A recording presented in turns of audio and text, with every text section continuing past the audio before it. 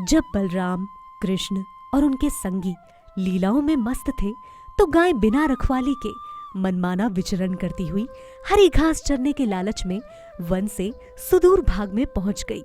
सारी बकरियां, गाय और भैंसें एक वन पार करके दूसरी में पहुंची और फिर इशिकावाटी वन में घुस गई। ये वन हरी घास से पूर्ण था, अतः वो सभी आकृष्ट हो गईं। किंतु जब वो वहां पहुंची तो उन्होंने देखा कि वहां दावाग्नि लगी है, अतः वो सब चित्कार करने लगी।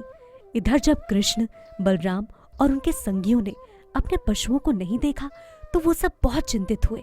वो गायों को उनके पदचिन्हों और चरी हुई घास का अनुसरण करते हुए ढूंढने लगे। सभी बालक डरे हुए थे कि उनकी जीविका की साधन रूपी गाय खो गई है। गायों को खोजने में वो सभी थक गए थे और प्यासे हो गए थे, लेकिन शीघ्र ही उन्हें अपनी गायों की चित्कार सुनाई दी। कृष्ण जोर जोर से गायों का नाम ले लेकर बुलाने लगे। कृष्ण को बुलाते सुनकर गायें प्रसन्नतापूर्वक निनाद करती हुई उत्तर देने लगी, किंतु उस समय तक दावाग्नि ने उन सभी को चारों ओर से घेर लिया था और स्थिति अत्यंत भयानक हो गई थी।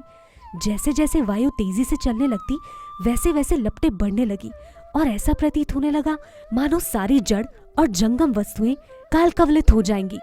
सारी गायें और बालक अत्यंत भयभीत हो उठे और वो बलराम की ओर उसी तरह से देखने लगे जिस प्रकार मरणासन व्यक्ति श्री भगवान के चित्र की ओर देखता है। वो पुकार रहे थे, हे कृष्ण, हे बलराम, आप बहुत बलवान हैं। हम इस दहकती अग्नि के ताप से जल रहे हैं। हमें अपने चरण कमलों में शरण दे।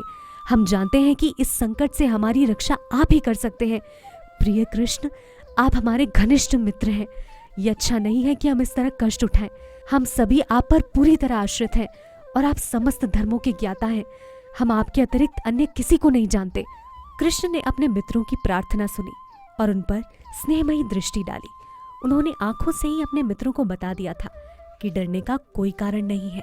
तब परम योगी शक्तिमान ईश्वर कृष्ण ने तुरंत ही अग्नि की सारी लपटों का पान कर लिया। इस प्रकार सारी गाय और बालक काल का ग्रास होने से बच गए। सारे बालक भय से पहले मूर्छित थे, लेकिन जब उन्हें होश आया और उन्होंने अपनी आंखें खोली तो अपने आप को कृष्ण, बलराम और गायों के बीच भांडिर वन जंगल में पाया। वो आश्चर्यचकित थे कि दहकती अग्नि से बाल बाल बच गए और उनकी गाय सुरक्षित है। उन्होंने मन ही मन सोचा कि कृष्ण कोई सामान्य बालक ना होकर देवता है। संध्या समय कृष्ण और बलराम ग्वाल बालों और गायों को साथ लिए बांसुरी बजाते वृंदावन आए।